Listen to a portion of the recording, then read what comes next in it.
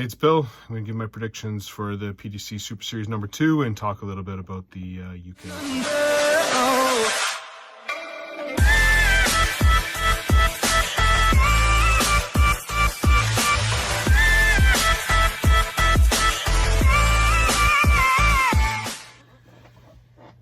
Hey everyone, really looking forward to the PDC Super Series number 2, which starts tomorrow, runs through Friday.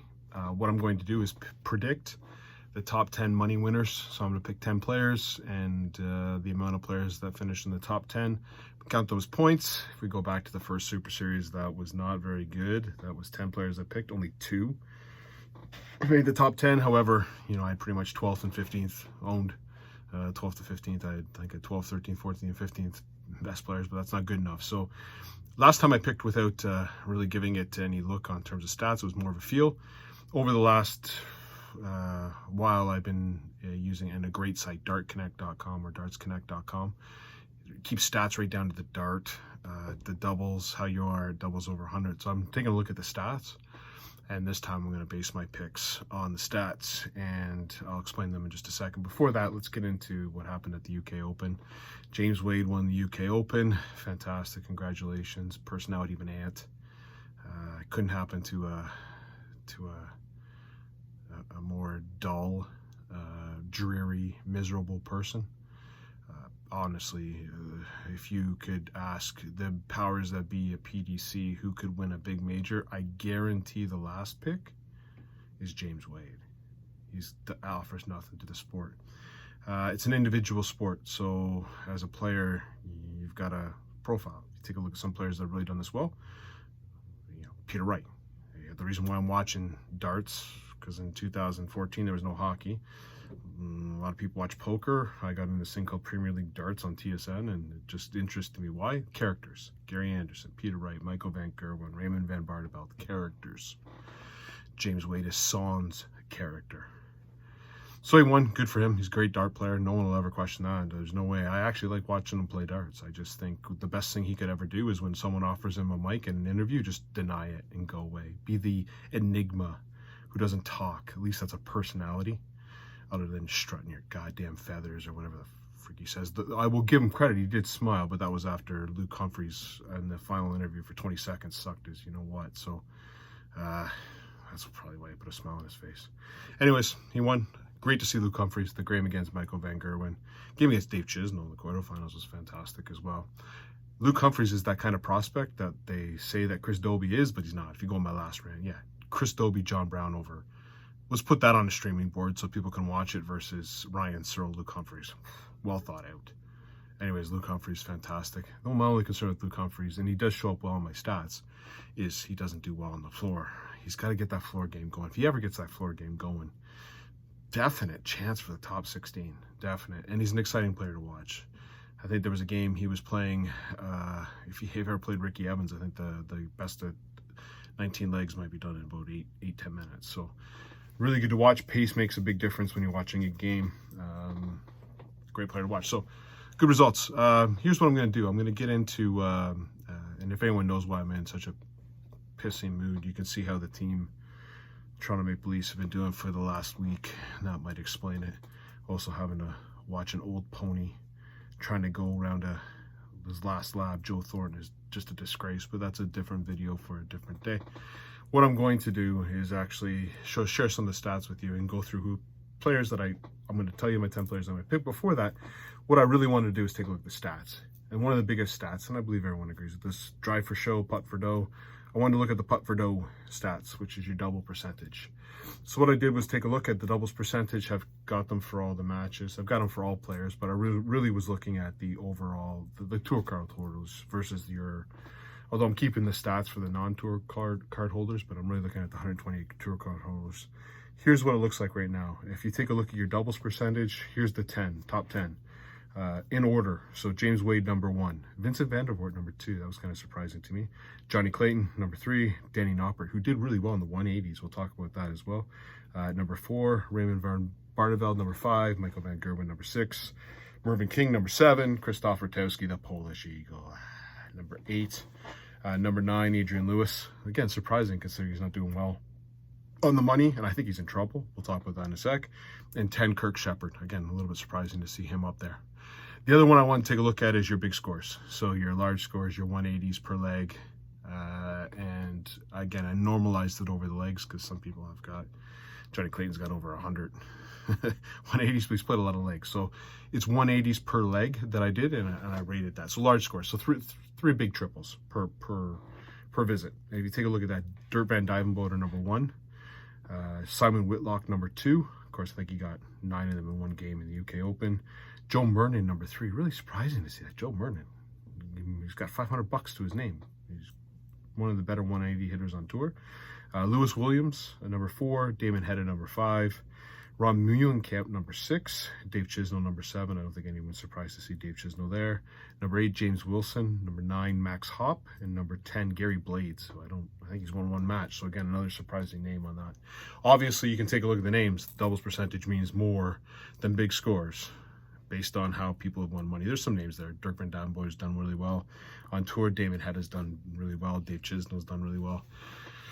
But some of those names obviously haven't. So what I did was then take a look at the weighting and said, okay, let's weight doubles a little bit more and see, based on the doubles percentage versus the high score, I'm going to give more than 50-50 I wanted to do. So what I did was I ended up at 70-30.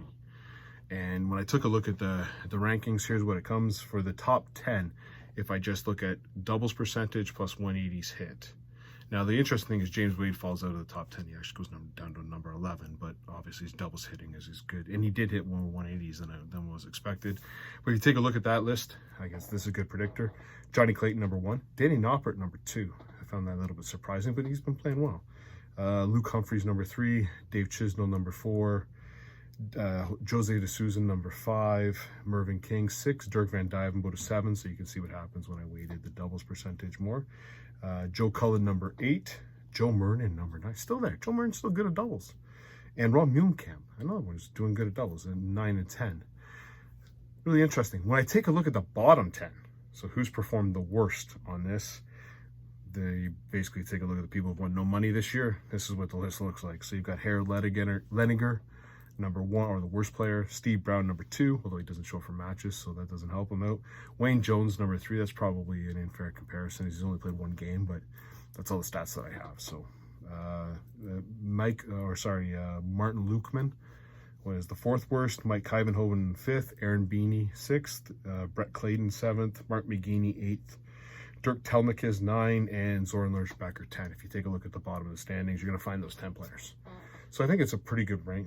At least I'm getting to some kind of prediction. And here's some interesting things I found really, really weird. Looked at the worst big score hitters. 180s, 177s, 171s. In the bottom 10 is Glenn Durant. Glenn Durant's in the bottom 10. I know he wasn't a big hitter, but his doubles percentage is also not very good this year. I think he's around the 50th mark, 55th in doubles. I just don't like his odds of doing well this year. He hasn't recovered. He hasn't recovered from winning the Premier League. And even the Premier League, that first game against Gary Anderson was trash. I think I'd rather watch paint dry than that crap. And again, I think it just, to me, who's on a really downward trajectory, that's Glenn Durant. He's got a lot of money coming up he's got to defend, and I don't like his odds of doing it. Although he does at least qualify for the tournament, so he'll get some money back. But I think he's in a downward trajectory, and if I was a Glenn Durant fan, I'd be scared right now. I know I made a little bit of money on him by picking Danny Knopper against him in the UK Open at a really nice price. I'll see who he gets tomorrow. I might take that same price. Doubles percentage. In the bottom 10, Dimitri Vandenberg, your world match play champion. Just awful. And it could be leg injury. Could be, right? So, but just bottom 10. You wouldn't expect Dimitri Vandenberg, a major winner, to be sitting in the bottom 10. But he is. So some interesting things to take a look at there. Now, what I'm going to do is take a look at my picks for the top 10. Who I think is going to be in the top 10 money for the 4 days. My first pick, hopefully he doesn't go home first, or doesn't go home after a couple days with an ear infection or whatever the hell he had last time. Or maybe he'll win one tournament and go home, and that should put him in the top 10. But Gerwyn Price. Gerwyn Price he played really, he had a really easy draw in the UK Open. I have a feeling I might have been able to beat Peter Hudson. And then he really didn't get anyone tough until, well, I guess maybe the quarterfinal, but even then it was kind of, you know. Anyways, I like Gerwin Price. And again, when I picked these 10, they had to be in my top 20 predictions overall. So I went through my top 10. I took a look at the 20th level because, again, someone like Luke Humphries, he's not in the top 32. He's not going to be a seed. Could get some really bad draws. So I wanted to just take a look at the top 20. So I didn't pick anyone underneath 20 when it came to doubles percentage and 180s hit per leg. Jose De Souza, number 2. Played really well. He had really tough draws in the UK Open. Still got to the round of 16. Again, he's the guy who might go to the person who's doing the draws there and say, hey, could you help me out there? Because that was some bad draws. Johnny Clayton, number 3. You know, someone's hot, he's hot. And even it took the Polish Eagle just going nuts to beat him. So I see Johnny Clayton doing really well. The only thing I worry about Johnny Clayton is he might be tired. He's thrown way more legs than anyone else. And it's not even close. If I take a look at the legs thrown, I'm just going to take a look at it here. So Johnny Clayton has thrown 381 legs of darts this year. When I compare that against someone like, Michael Van Gerwen, who goes a lot, Michael Van Gerwen's done 228. So just do a comparison there. That's 160 legs more than Michael Van Gerwen. So this is, to me, he might just be getting tired, but hopefully not. I'm going to take Johnny Clayton. He's doing really well in the stats. Next one up, Joe Cullen. Again, doing really well in the stats. Was in the top 10 and for doubles and percentage. I think he's going to be a little bit feisty after drawing Michael Smith. He'll take it out on the competition. He'll be a seeded player. I believe he'll be the number 2 seed because there won't be any Michael Van Gerwen in this tournament.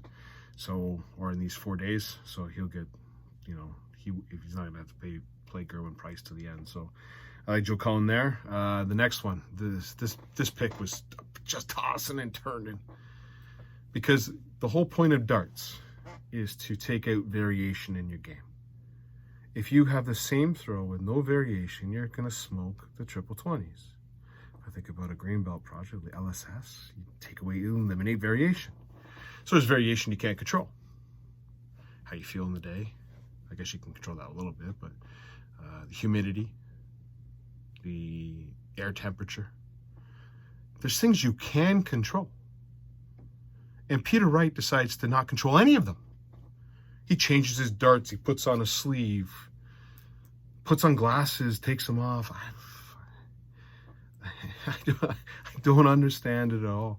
Now, Peter Wright's one of my favorite players. Don't get me wrong, I love watching Peter Wright. One of the reasons I'm watching darts is watching Peter Wright with the mohawk, going underneath, taunting the fans, riling up the fans. I love that stuff. But man, in the Super Series before, he chucked darts that were like, were you chucking a brick at the board? Why would you do that? Why don't you give yourself the best opportunity to win? You have darts that have chucked the world record in scoring, in average, and you don't throw them. And you keep losing this year. Bring out the set that won you the world championship or those diamond darts. You'll be fine. And even while he's chucking bricks, he is still in the top 20 when you look at doubles percentage and 180s hit per leg. It drives me nuts. He's that good. I'm just hoping he throws the proper darts, so I'm going to pick him. Although it's a little bit of pick with more of my heart than my brain, I think, on here. But he was in the top 20. I was kind of shocked to see that. I expected him to be a lot less. But he's still in the top 20 in terms of doubles hit and 180s per leg, or big scores. Next pick, Dirk Van Dijvenbode. I like watching him play. There's a personality. That's the anti-James Wade right there. You like Dirk Van Dijvenbode. He plays fast. He's all over the place. Got a personality on him. Sells himself a little bit. Over genius, whatever the hell he calls himself, or what people call him. Love him. I'm going to take Dirk Van Dijvenbode. Another guy, Dave Chisnell, I'm going to take as my 7th pick. Big 180 hitter, does well in the stats. Didn't do well in the Super Series #1, but he's just a quality player. And will he win the final? No, but I think he's going to have at least some runs to the quarterfinals. It's going to put him in the top 10. Next pickup, one of the best performers when I looked at the stats, kind of stood out like a sore thumb, Danny Knopper. Again, consistent, decent player. He's not going to knock you over with big averages, or he's not going to... He runs into a big player who's chucking something huge, he's done. But consistency is the name of the game, and that will also be part of my 10th pick as well. But I'm going to take Knopper in the 8th. Now, my 9th pick, the Polish Eagle, the Polish Assassin, Krzysztof Rutkowski. Anyone who watches this channel knows I love Krzysztof Rutkowski. See, here's the thing. If I were to go and meet one of these dart players, I'd probably buy them a beer. So I'm going to sit down with James Wade and buy him a beer, and probably within 3 beers, I want to smash his face in.